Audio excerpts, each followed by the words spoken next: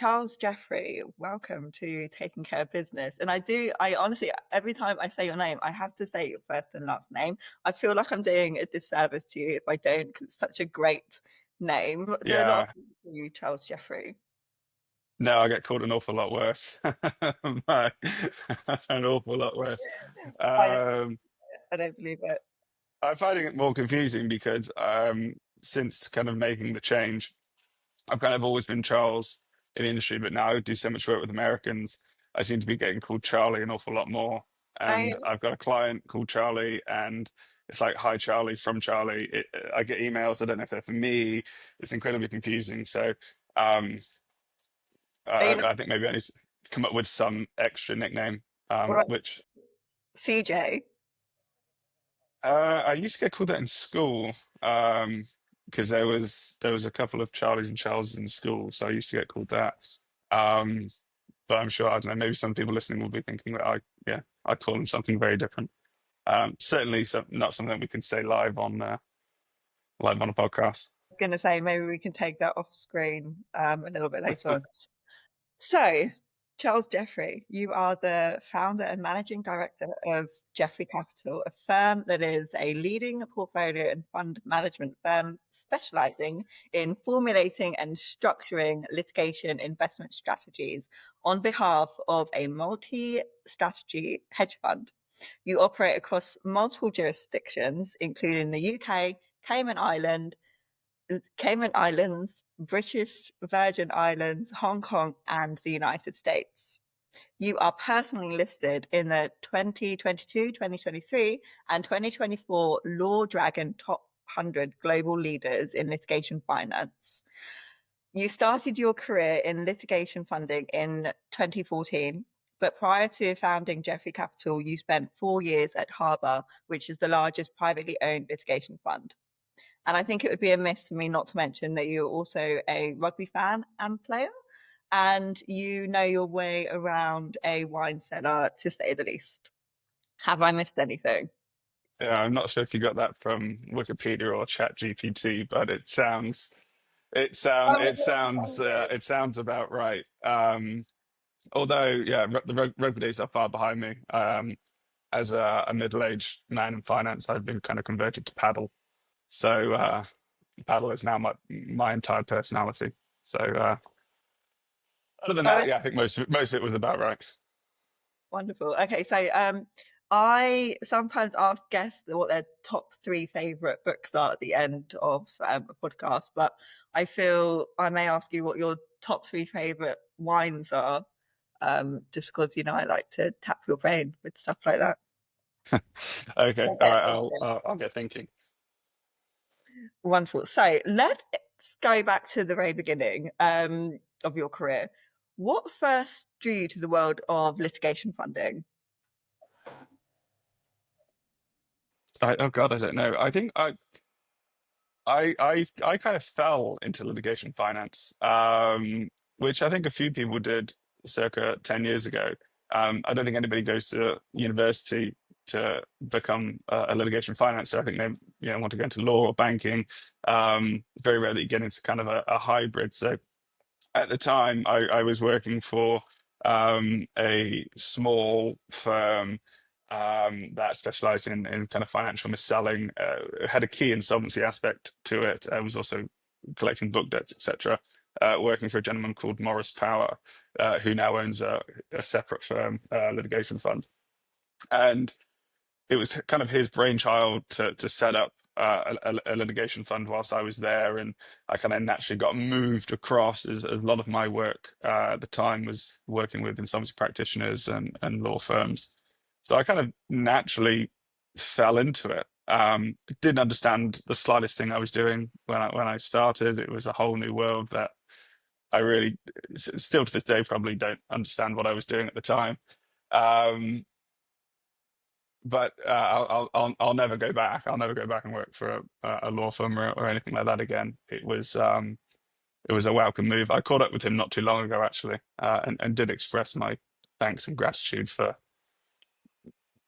pushing my own personal boundaries, I guess, and teaching me what to do. I'm not sure if he knew what to do at that stage. Litigation finance was still so new. in the UK.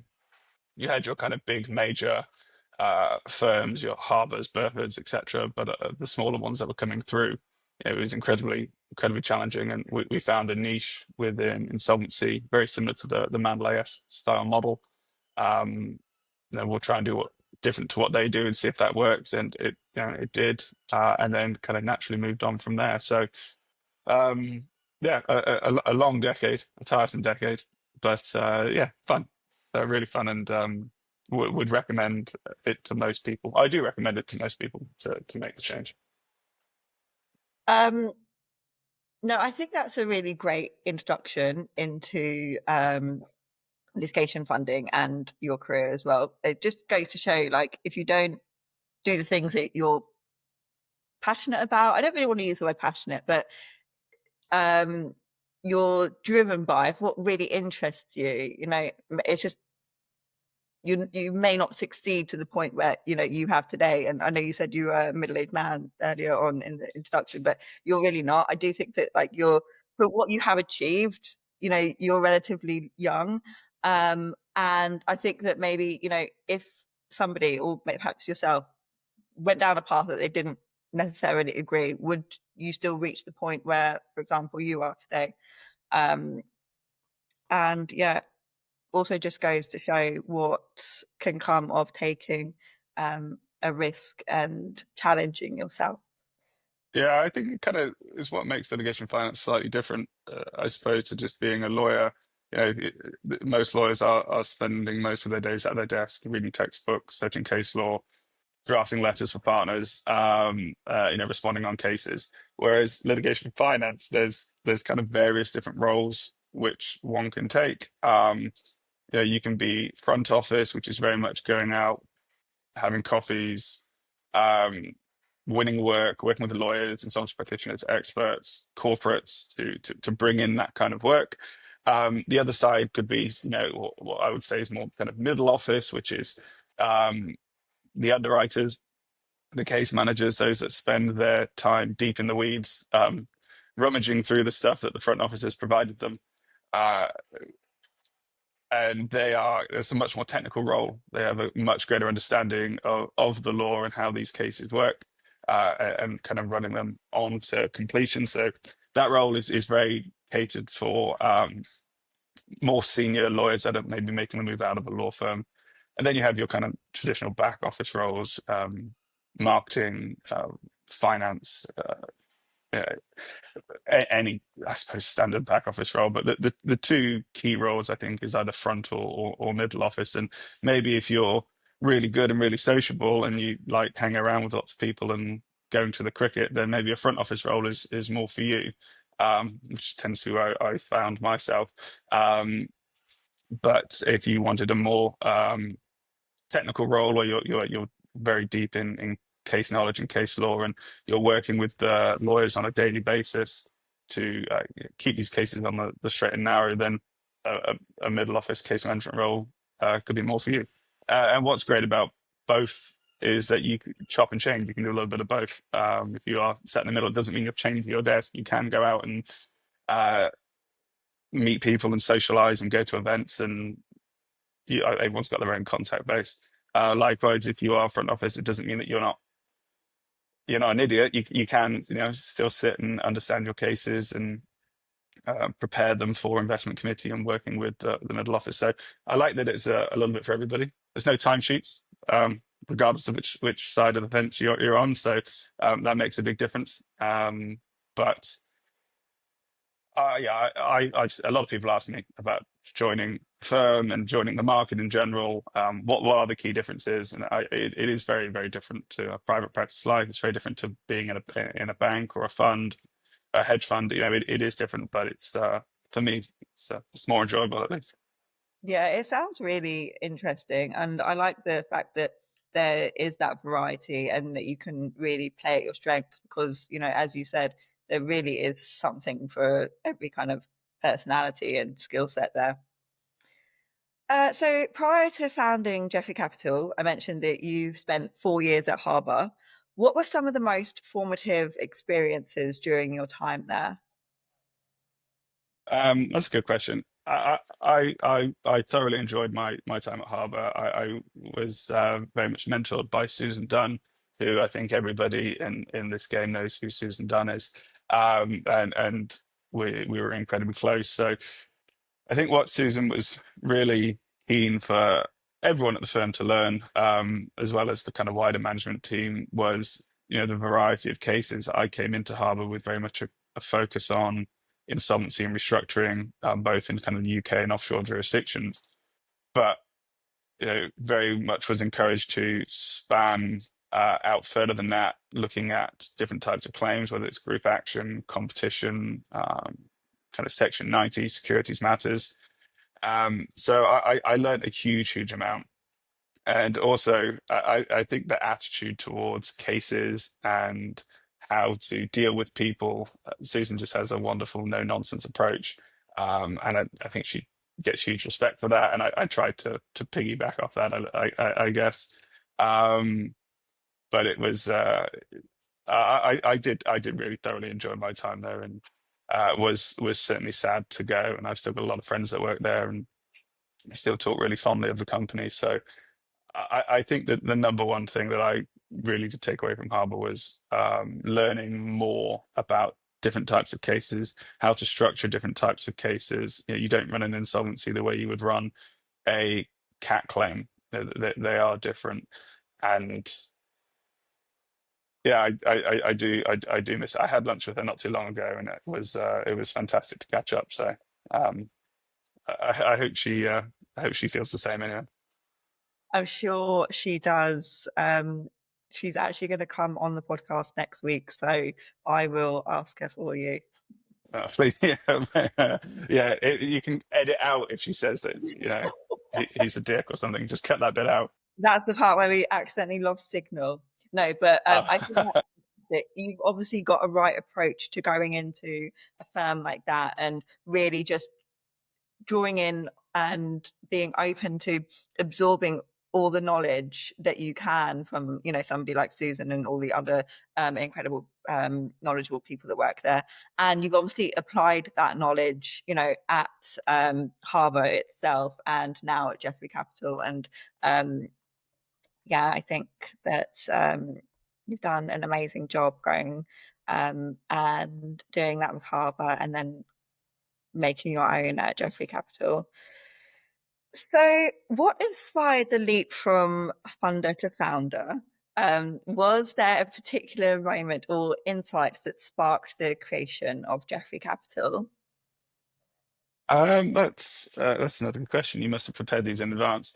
There, I'm not sure if there was any kind of specific light bulb moment. The circumstances kind of led me to start considering, what do I want to do in kind of long term? What's the bigger play?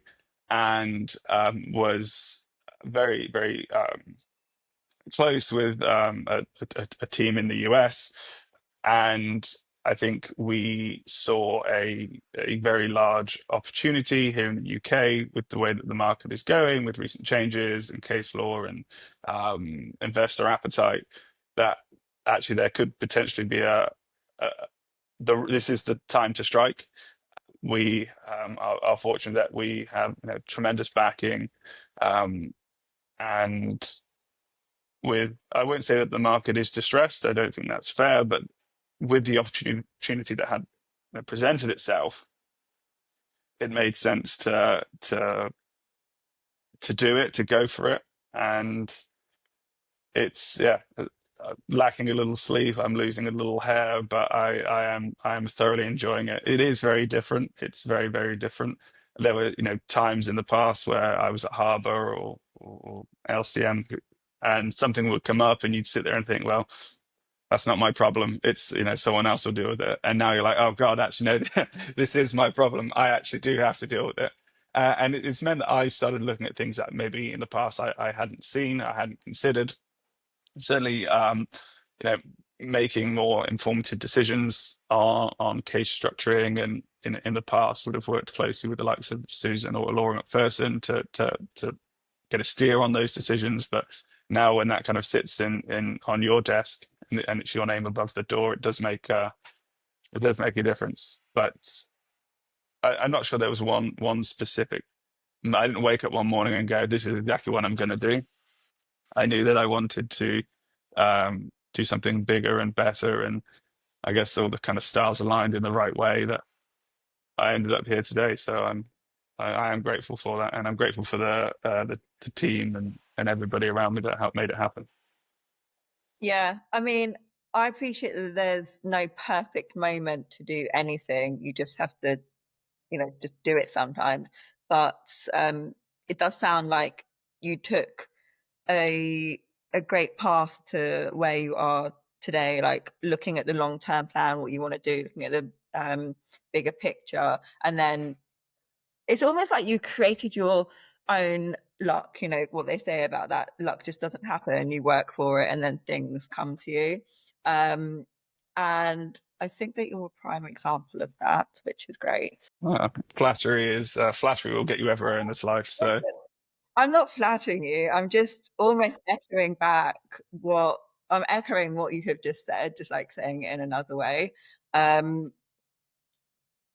there's no perfect moment to do anything, like I've just said. Is there a wrong moment to do anything? Possibly absolutely.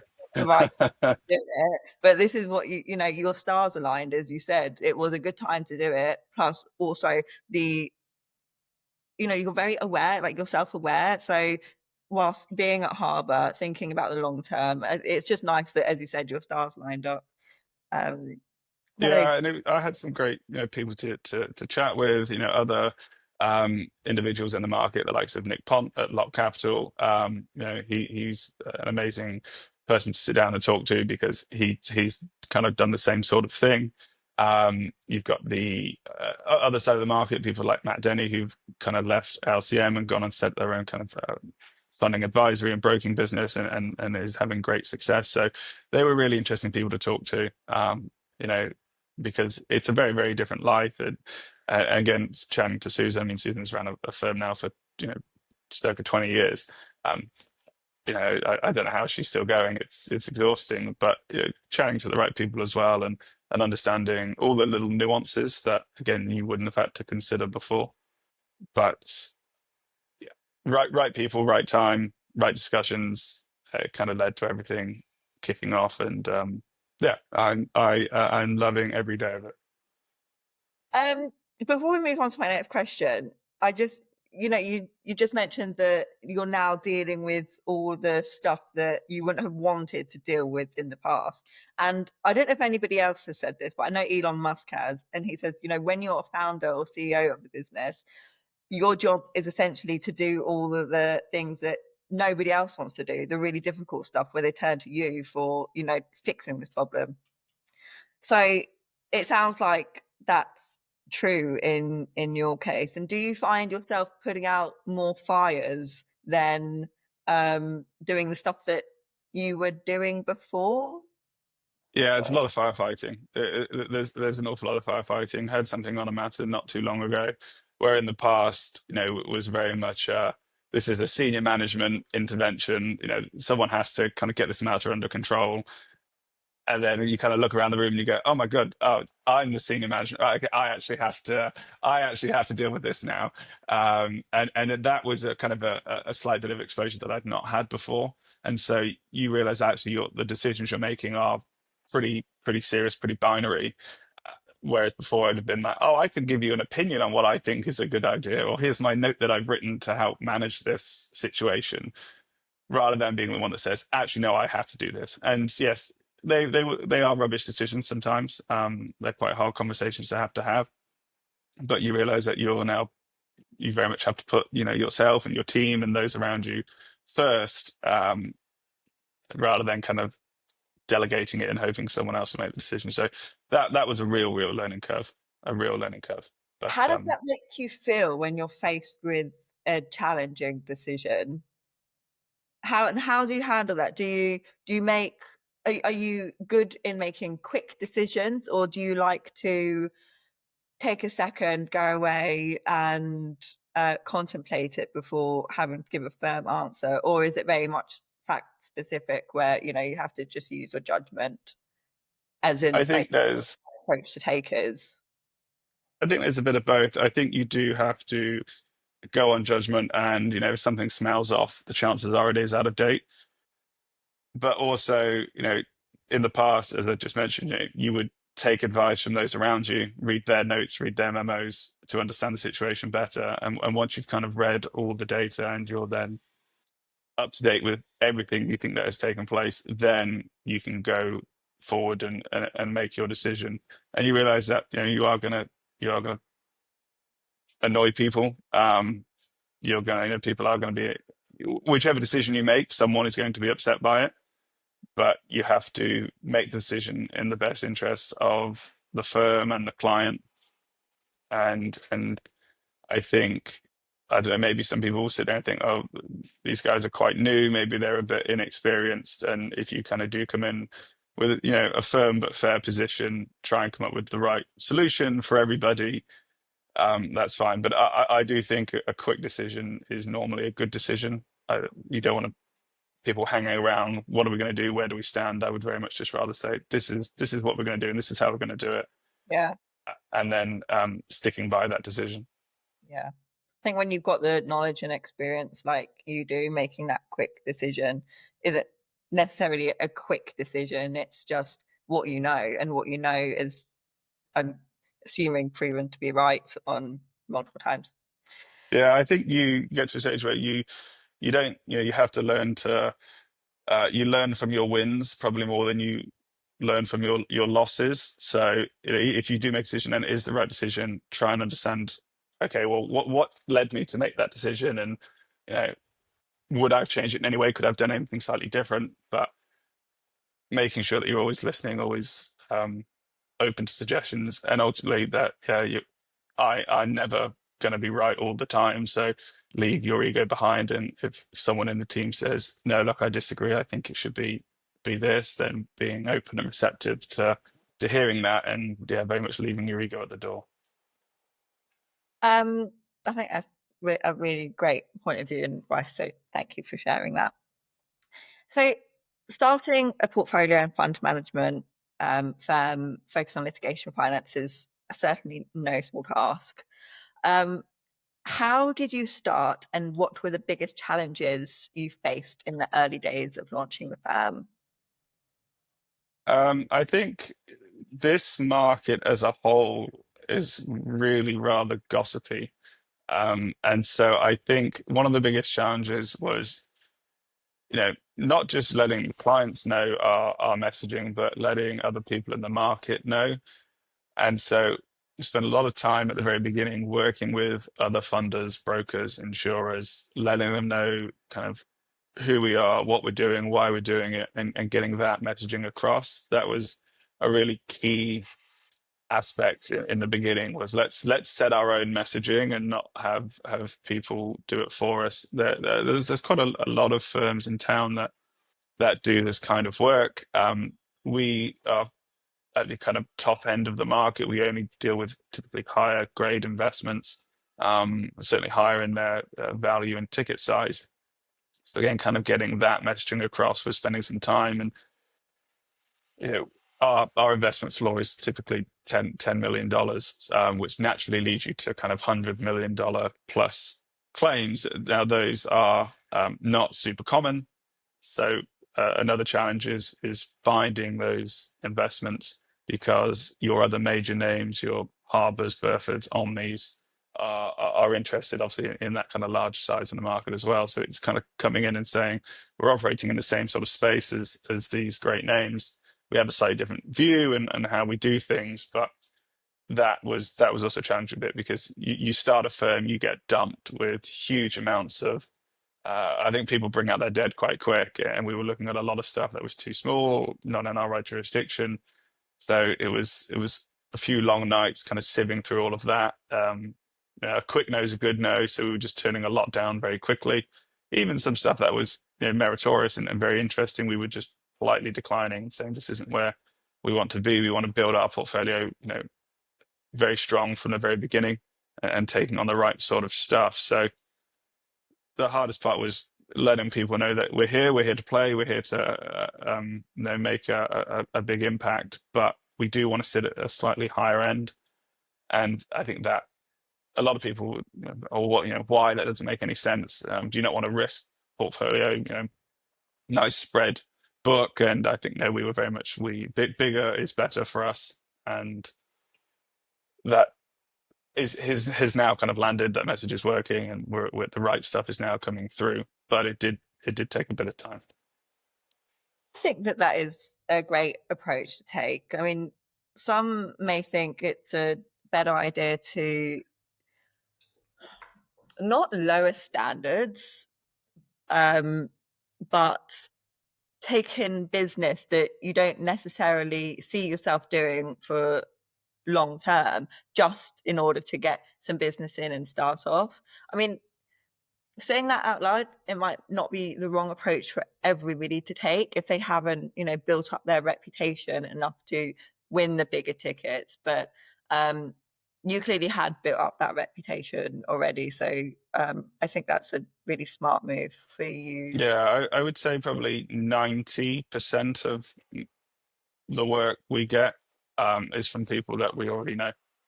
Very, very rarely do we receive work from people we don't know, and if we do, there's no kind of relationship. We don't understand what they do, or they might understand what we do. So if we do see something from an unknown source, we'll take it. We'll look at it with a slightly different view, not in a bad way at all. But as I think we really want to focus on the people we know, the people we like, and if people kind of can come in and send us stuff that we're interested in, then we're very incredibly open to kind of bringing them into our network. But I would say majority of stuff, 90% is from people we know and like and have worked with over the past decade. Yeah. I've been interviewing people for almost 5 years now, and one question that I used to ask religiously to every guest was, how do you win and retain business? And 100% of the time, people would say by doing a good job and having a good reputation. So it's nice to hear you say that. Yeah, you got to work with people that you like, and my view is whether we win or whether we lose, we'll have a drink and figure it out, and that's the key. And I think with litigation in particular as an investment, it will go wrong. It always goes wrong. It's just the nature of the game that we play. It always goes wrong. Duration runs long, budgets go up, claim values go down, people get annoyed at one another. And you do have to sit down and say, right, let's sit down together in a room and just talk it out and get through it. As soon as you start arguing and picking fights and pointing and assigning blame, you're in for a whole world of pain, because everyone believes that they've taken equal portions of risk. We'll sit there and go, well, we've got X million dollars out the door. We're fully at risk. Lawyers will say, we've got deferred fees. We've got risk. Client says, well, this is my case. I've got, the risk. It's very, very, it can get really messy. So if you work with people that you like, work with people that you trust, and everyone does what they say they're going to do, it'll work out. And yeah, you win together, lose together. It's fine. No one gets mad if you lose through no fault of your own. People do get mad if you lose because of mistakes. That's the same in anything. It's the same as in playing sport. Yeah, as long as you chat through it and figure it out, you'll get more work from those people.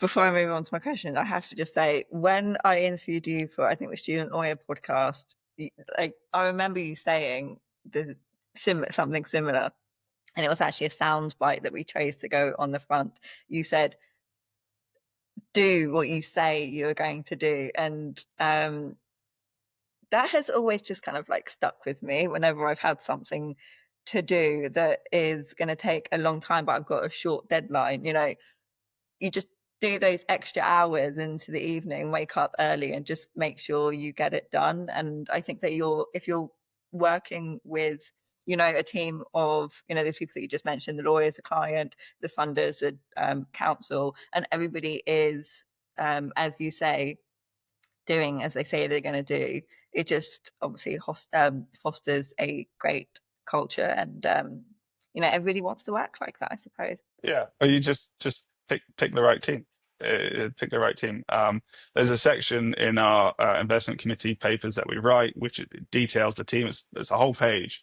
Why do we like this lawyer? Why do we like this counsel? Why do we like this client? What have we done with them in the past? What success have we had in the past? What losses have we had in the past with them? Everything is detailed. Data is key, and it gives us a good understanding. And when the team from the US come over to London, they want to meet certain clients because we've got a great relationship with them.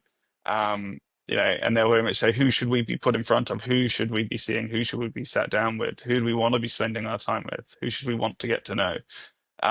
Because again, a lot of the stuff that does come in is people that we do know saying, "Oh, I was out with X lawyer, in the pub on Friday, and they mentioned that they're looking for, litigation finance on something. I've given them your name." That's the best sales pitch in the world, really. So reputation is really important, and I'd like to think that people say, well, they do what they say they're going to do, and if they don't like it, they just say they don't like it. If they do like it, then they'll run it. So is that enough to build up trust and credibility in the market that is, both competitive and relationship driven? Like, you're very personable, and you do what you say you're going to do, and you've made up these great connections and built wonderful relationships. But I mean, there must be other people in the market that are personable like you are and do as they say they're going to do. What do you think makes you different, and in order to attract the hedge fund that you're working exclusively with now? Is there a golden bit of advice? Yeah, the best advice I think is a quick no is a good no. No one gets mad if you say no, regardless of the situation. If you dilly dally and you push people into exclusivity and you take 3-4 months to say no, people get annoyed because they're like, well, you could have just told me that from the start, and I would have gone to somebody else, and I would have phoned you for the next one because you just told me no. So we really hear pride in saying nothing sits on our desk for more than 72 hours without a decision. If it's a case that's come in super quick, if it's something that we want to do, we'll say, look, we're really interested. We do want to pursue this a little further and start, circulating it internally. If it's no, I don't like it, I could say within 10 minutes, I'm sorry, this one's not for us, and that's fine. And people don't mind, but you should never sit on anything for more than a couple of days, particularly if you know that you're going to say no. Just get rid of it. No one gets mad. And I think that's the same with all decisions, not just whether you like a case or not. It could be anything. Just say no. It's fine. It's absolutely fine. If they don't like it, well, then they don't like it. But it is what it is. So what's your approach to structuring deals to safely balance risk, return, and long-term value? Blimey, that's a very investor-like question. Is it really? We obviously want a managed book. We don't want to take on too much of one particular thing. We don't want to expose ourselves too much to a particular defendant or a particular claimant. So it's because we are very much a bigger is better. We only tend to look at larger stuff.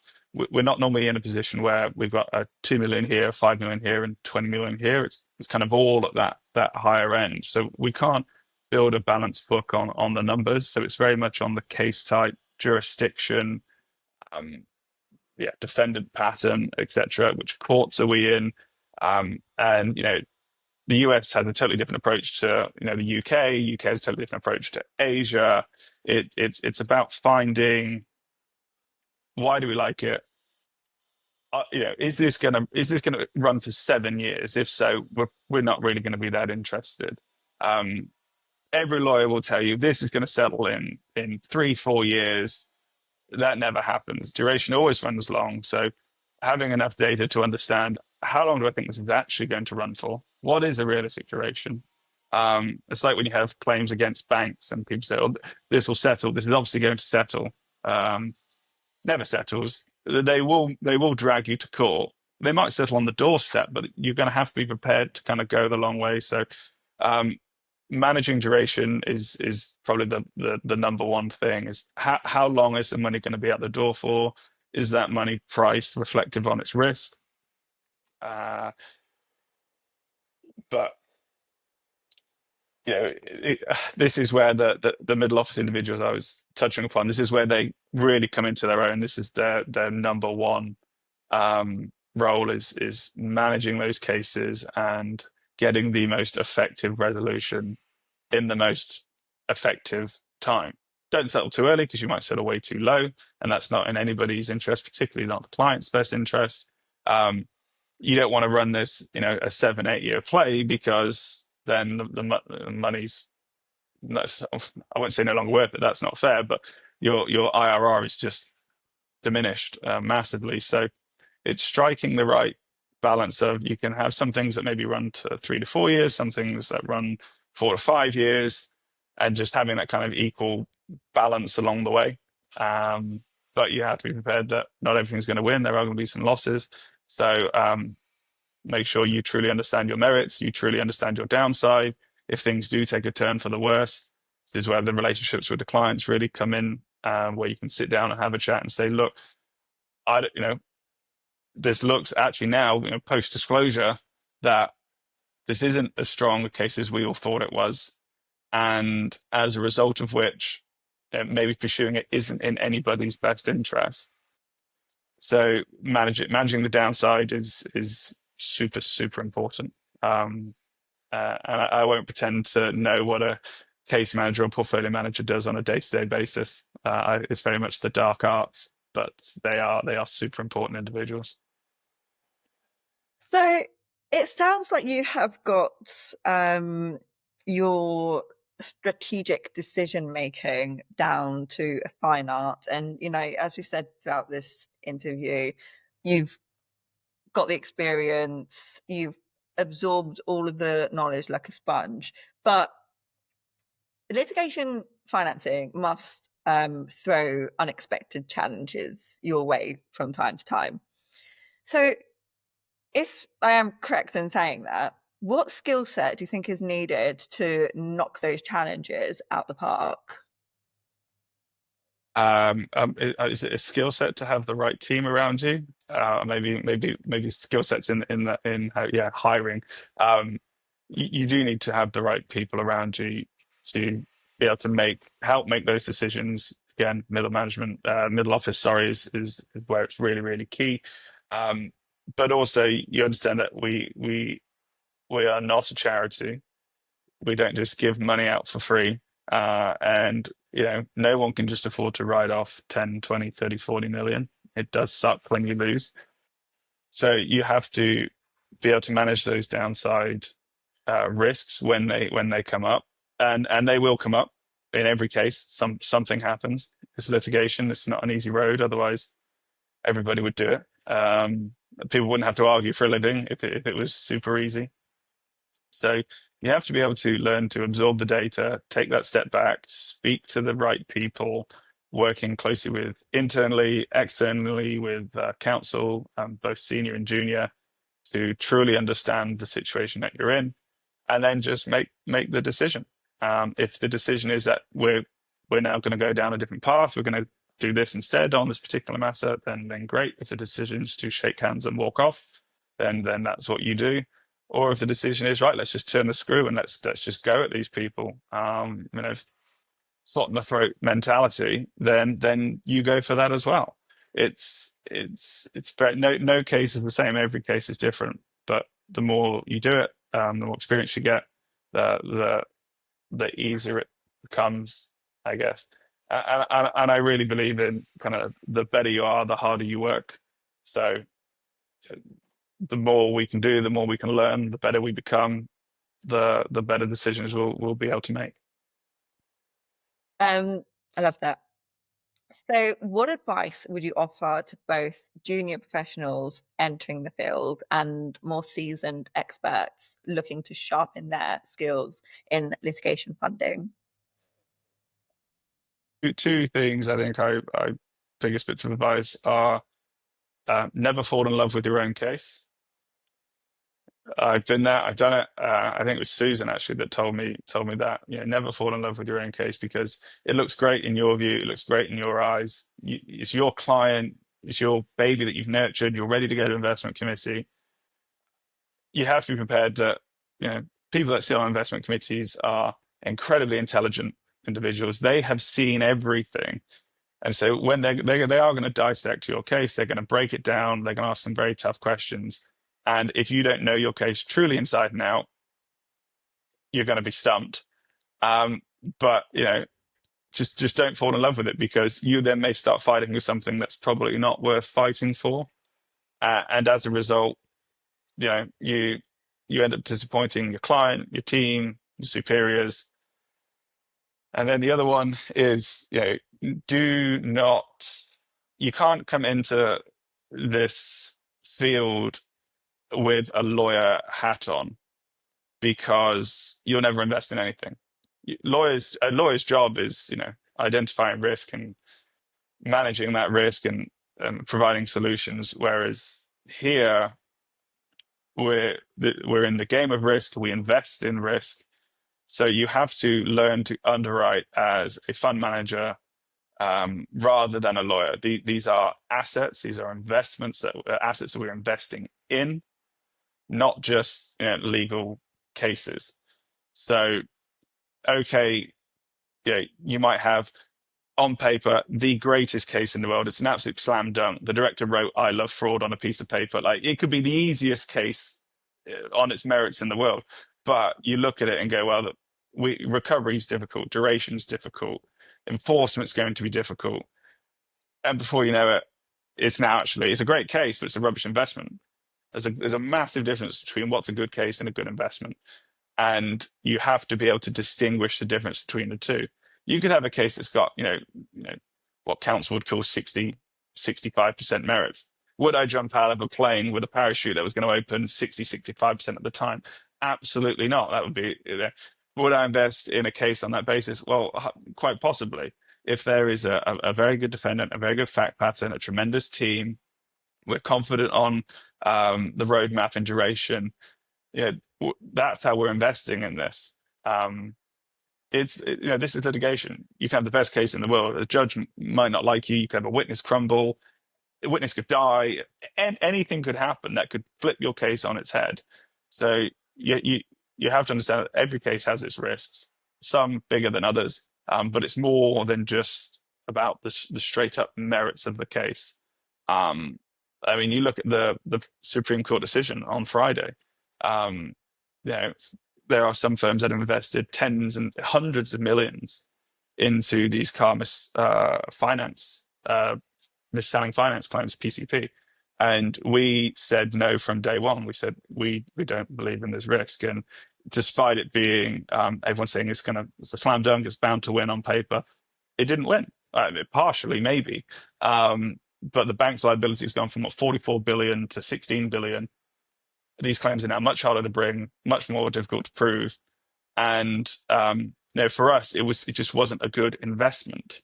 Thankfully, it turned out to be right, and I could enjoy that on Friday. But it does just go to show that despite people telling you they think it's going to win, it might not. So you just have to really be able to underwrite on gut feel and more than just merits. I think that's great advice. So thank you.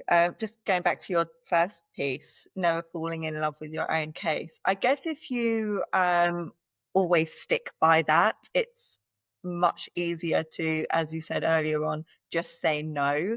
By just saying no to something that you see, pick up within those first 72 hours, you're avoiding the risk of falling in love with your own case when people are telling you it's not the best move to take. Yeah, you have to be to be firm on that. And I think in my entire 10 years in this career, I've probably invested in less than 0.1% of stuff that I've seen. Um, you have to be prepared to say no, and even if it's something that you really like, I learned the hard way. I had something when I was at Harvard I really really wanted to do. I really really liked it, and was told no. And it was a real eye opener for me because I was like, well, why is it a no? This is a great case. Obviously, this is a great case, um, and it did, funnily enough, turn out to be the correct decision, not to run it. But that was a real eye opener for me, a real eye opener. And then I just kind of learnt sort of, well, if it's a no, it's a no. It's fine. You have to kiss a lot of frogs until you find the right one, and this is no different. I think that that's a great approach to have in life in general. If you fill up your life with things that aren't quite right, but you don't want to let go of them for, not correct reasons, you're you're blocking what should be in your life from coming in. So I think that that's a great approach to have. So we're coming to the end of the interview now, unfortunately. So I have really just one question to ask, apart from your top wines, which we will come on to. What does taking care of business mean to you? Oh, blimey. I think again, just repeat myself like a broken record. It's doing what you say you're going to do. Um, don't if you don't like it, just don't do it. As simple as that. If you like it, do it. If you say you're going to do it, you do it, and that's it. No one gets mad if you say no.